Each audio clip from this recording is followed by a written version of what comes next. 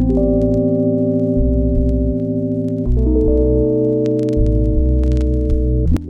what's up everybody? Welcome to Pat's Mythos. My name is Pat. Today I'm going to be filming my first book review here on the channel. For my first review, I'm going to be talking about The Pillars of the Earth by Ken Follett. So I just wanted to start by talking a little bit about my history with this book and just the fact that it's been on my TBR for pretty much like maybe 4 years now. I just kept putting it off. I don't know why. Obviously, if you look at this, it's a really big book. It never seemed to fit in at the right time. Seemed like whenever I had a chance to read a 1,000-page book, there was just one a little bit higher on the queue or on my TBR that took its spot. And so it just got kind of pushed down the road for quite a long time. And if you don't know what Pillars of the Earth is about, it is a historical fiction epic that takes place in the 1100s in England. And it chronicles the construction of a cathedral in a town called Kingsbridge, a fictional town called Kingsbridge.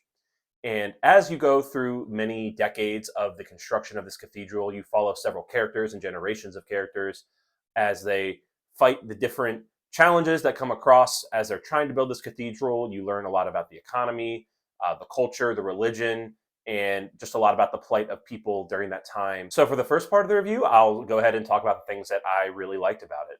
So one of the things I really loved about this book was just the historical aspects. As I mentioned, this is historical fiction. So while the cathedral and most of the characters and the town itself of Kingsbridge are all fictional, there are actually several characters that are real and events that happen that are real that actually happened in the 1100s.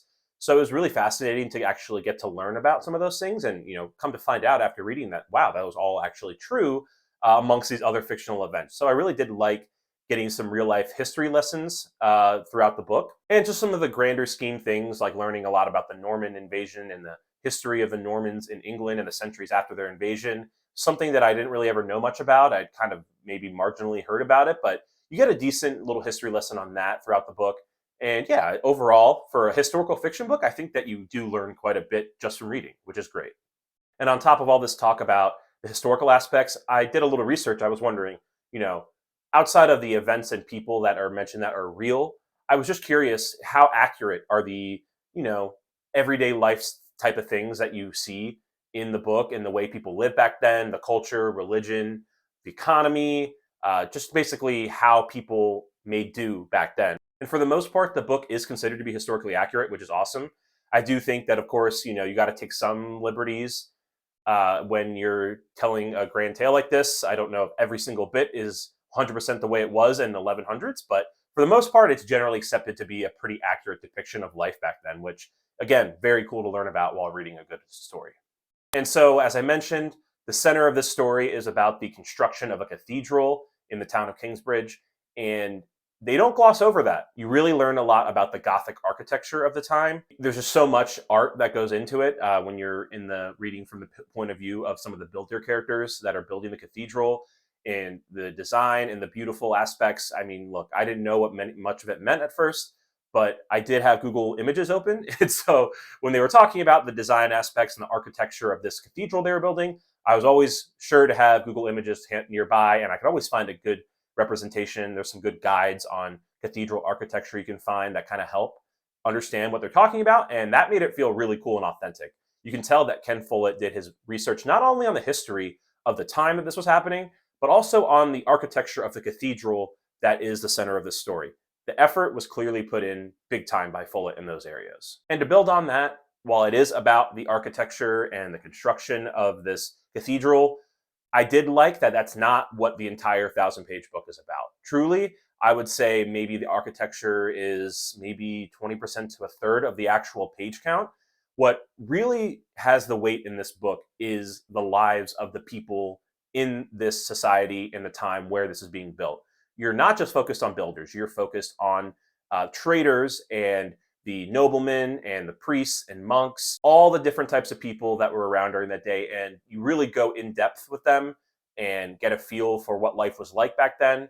And it's just a great time. Even when you're not focused directly on the architecture and the construction of this cathedral, you learn that there's so much more during that time that went into constructing such a grand thing. Another thing I really loved was the themes in the book. Ken Follett's, I think, main theme that he's really talking about here in this book is religion and piety and the way that the devoted, in this case, this is English Catholic people in the 1100s who all are devoted to their God and their religion, and it shines through in different ways, and you get to really see the way that it would have affected people in that time. And it's fascinating, obviously, to see people serving their God and trying to be good and doing these things like building a cathedral, but also to see the bad people in the story, how much they fear God and they fear the religion and the things that they're doing, knowing that they're bad, and just really seeing how the Catholicism and Christianity, overall religion, was so embedded in the culture, it was so embedded in the people, and it just shines through in the story, leaving you thinking a lot about how far will people go in devotion to their God and to their religion. And so I really enjoyed those aspects of the story. And the last thing I want to touch on that I really loved about the story was the intrigue. So I mentioned, we have a lot of different types of characters in that time. We have monks, we have kings, we have barons, we have dukes, we have simple traders, we have just every type of person in that time is well represented. And you'd be surprised how much the priests and kings, or maybe you wouldn't be surprised, there's a lot of colluding and backstabbing and intrigue that's going on here in the story. And it felt kind of Game of Thronesy. I liked it. It was, things were always changing. There was always changing sides, and just an enjoyable time overall. It was well done, and I really think Ken Follett nailed that part of the story. Okay, now that I've talked a little bit about the things that I really loved, I have to, in all fairness, talk about the things that I didn't love about this book. So I'll start by talking a little bit about the length. Overall, I think that Ken Follett, for the most part, for a 1,000-page book, earns the page count pretty well. I don't think there's too much wasted time, but I do think that a lot of readers might find that there's some parts, during any 1,000-page book, there might be some stretches where you maybe get a little bored, or it might feel like a little bit of a slog. So much happens in this book that it's not always interesting, if that makes sense. There's lulls and moments and things that change over the years that this story follows, where, there maybe have been 50 pages at a time where I just wasn't feeling the story. And I could see people feeling a little bit sluggish at times, or maybe a lot of the time if it's just not your type of story. But thankfully, it didn't bog down my reading experience too much, but it's something worth mentioning before starting a really long book like this. And so, again, it's a long book. There's a lot of words, there's a lot of writing. And sometimes with Ken Follett's writing, I gotta admit, it's a little bit of quantity over quality. I don't think that he's a master of prose by any means. I think sometimes his phrasing and sentences and some of the words he uses for these characters are a little clunky. Sometimes using phrases that feel maybe a little modern, even though this book was written in the 80s. It's a little immersion breaking having some of the more modern phrases come out. I'm not expecting him to actually write this story in an old English language, but at the same time, sometimes the writing of the dialogue was a little wishy-washy. And just like I said, some sentences that were a little clunky. So I wouldn't come in here expecting some like masterful prose. This is a long story with a lot of words to tell it. And like I said, sometimes quantity is going to win out over quality. Another thing I wasn't a huge fan of in this book was the romances. I just felt like some of them were a little forced and just kind of come out of nowhere. And it's just hard to get invested in that way. And just overall, I just wasn't that invested in the several romances that take place in this book. I don't think it's Ken Follett's strong point. I think, telling the sweeping tale that he's telling with this book, there's going to be some weak points. And I do think romance is definitely not one of his strong points. And leading into the next issue, Ken Follett might be one of the worst offenders of writing just terrible sex scenes and anything related to, sexual depictions of women. It's just honestly pretty terrible. I get that the book was written in the 80s. I would definitely say that this has not aged well in that regard. I don't think a lot of people writing a book in the modern day would hopefully write this way or depict these things in such a fashion. And I have to be straight up. I think it could be a problem that ruined the book for some people. It might make it actually difficult to make it through this book if you have a problem with these sorts of things. So overall, I found these depictions of women and anything sexual very cringy, very hard to read, just went on too long a lot of times. And thankfully, it didn't ruin the experience for me. Like I said, it might ruin it for you. I was able to make it through, and I think the story is able to prevail through these problems, but it really could be a serious issue for a lot of people. So in conclusion, did this book that I put off reading for 4 or 5 years end up being everything I hoped it would be? I'd say the answer is yeah, it did.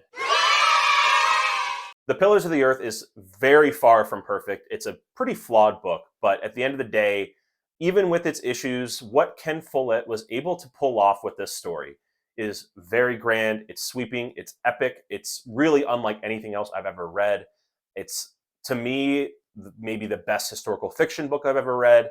It's just so ambitious. It's incredible overall. What Ken Follett was able to accomplish with The Pillars of the Earth is outstanding. Again, despite its issues, I am confidently able to rate this book 5 stars, and I'm very glad I read it. It was worth the wait to have this nice treat to have here in 2023 as my first 5 star read. It ended up being just a fantastic read, and I highly recommend it if you think that the issues I mentioned earlier are something that you can get through. I think anybody who's a fan of historical fiction, or maybe if you're a fantasy reader who's trying to maybe dip their toes into historical fiction and you're used to these longer, sweeping stories, you like intrigue, you like lots of characters and kind of a longer, complex story. I think that if you're that type of fantasy reader, I think you will like The Pillars of the Earth. I know that Ken Follett has written several other books in a series called the Kingsbridge series. I believe there are 2 sequels out and a prequel that just came out a few years ago, and I believe maybe another sequel coming out later this year, all chronicling the same town and area of Kingsbridge over different parts of the centuries and timelines. So I do think maybe one day I'd like to check those out. I'm not in a rush. This is a long book, and from what I've heard, some of them can be kind of similar. And to me right now, this book's unique, and I think I want to leave it that way. When I need a little bit more of what this book gave to me in the future, then maybe there's a possibility that I'll try out the sequels.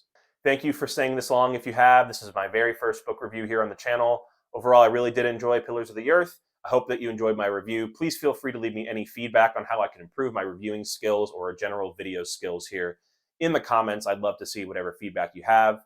And that's all I've got for you today. Have a great day. Thanks.